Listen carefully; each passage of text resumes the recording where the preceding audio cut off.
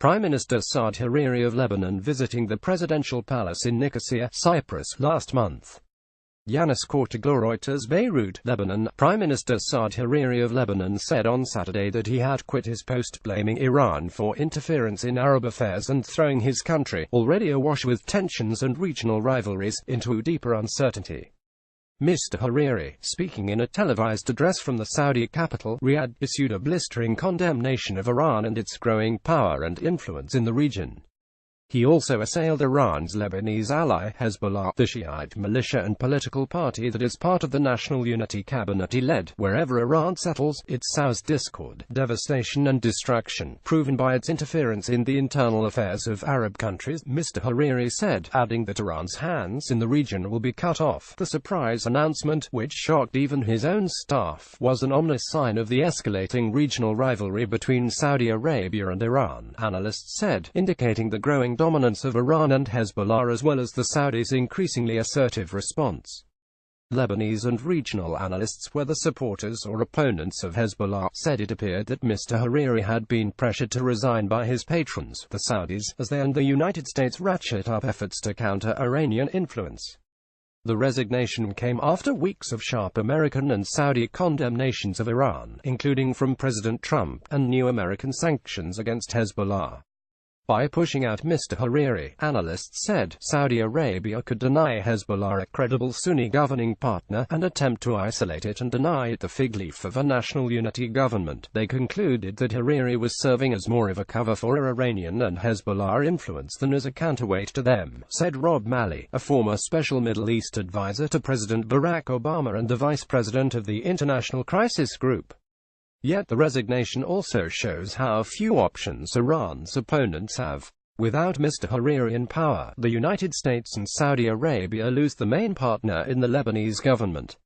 Across the political spectrum, analysts and officials said the resignation ushered in new dangers. If the next government is more pro-Hezbollah, they said, that could lead to devastating sanctions. It could even increase the chances of a new war with Israel, which would see added justification for its argument that there is little distinction between Hezbollah and the Lebanese state.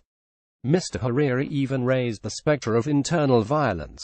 He compared the atmosphere in Lebanon now to the days before the 2005 assassination of his father, former Prime Minister Rafik Hariri, saying he believed his own life was in danger.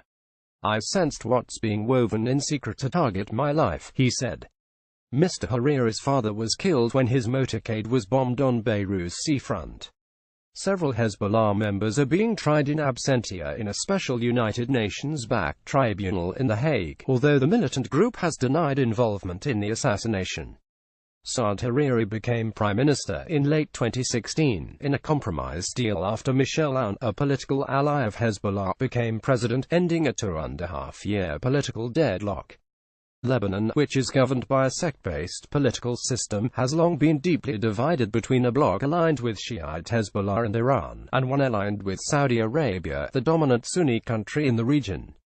Mr. Hariri headed a 30-member National Unity Cabinet that was crafted to protect the country from any spillover from the multi-sided war in neighboring Syria, where Iran backed the government and Saudi Arabia backed the insurgents. That mission has largely been successful, even though Hezbollah has sided with the Syrian government. Lebanese Sunni militants have joined insurgents there, and well over 1 million refugees flooded this small Mediterranean country.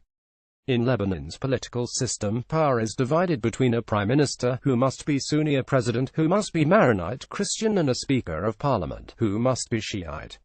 The exercise of real power in the country is a more complicated affair of alliances, rivalries and division of spoils between the leaders of sectarian groups, including former warlords from Lebanon's civil war. Hezbollah, which rose to prominence fighting the Israeli occupation of South Lebanon, is the strongest because of its powerful militia, which can act independently of the state and in recent years has served as an expeditionary force across Syria. In recent years, Lebanon's rival blocs have essentially agreed to confine the fight to Syria. But tensions between Saudi Arabia and Iran have only increased. In addition to Hezbollah's decisive role in helping President Bashar al-Assad of Syria hold on to power, Iran has supported several militias in Iraq that have managed to defeat Islamic State forces in the country and remain a fighting force. Iranian leaders say their interference is needed to stop terrorism and to create a security zone for the country. The country's influence started to rise after the withdrawal of American troops from Iraq in 2011, leaving behind an incomplete army and a pro-Iranian government. Iran's filling of the vacuum created by the departure of the United States military has been an extremely worrying development for Saudi Arabia and some other Arab states, who have seen their efforts to fight proxy wars with Iran largely fail. And now that the Syrian war seems to be entering a new phase, with Mr. Assad still ruling a devastated country, there are fears that tensions that had been pushed to the back burner inside Lebanon, between Hezbollah and Israel, and elsewhere, could re-emerge. The United States has stepped up sanctions on Hezbollah in recent weeks after President Trump criticized Iran and the landmark nuclear deal it reached under Mr. Obama. It signals a new phase of escalation, said Ali Rizk, a pro-Hezbollah Lebanese analyst, adding that after the Islamic State is defeated, the United States will put new pressure on what it sees as Shiite extremists. Lebanon is in for a hard time, Mr. Rizk said. The resignation brought sharp words from Israel and Iran.